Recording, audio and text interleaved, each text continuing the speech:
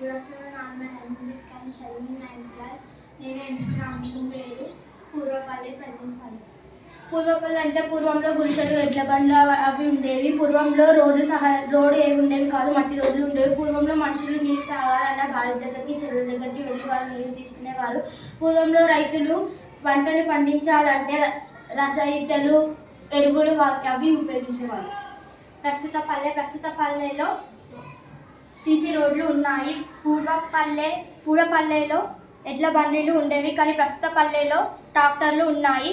పూర్వపల్లెలో నీళ్ళ కోసం చెరువు దగ్గరికి బావి దగ్గరికి వెళ్ళేవారు, కానీ ఇప్పుడు ప్రస్తుత పల్లెలో నీళ్ళు కావాలంటే ఇంటి దగ్గర నల్లలు ఉన్నాయి. ప్రస్తుత పల్లెలో క్రీడా ప్రాంగణం, ప్రకృతి వనం ఇలాంటివి మార్పులు ఉన్నాయి.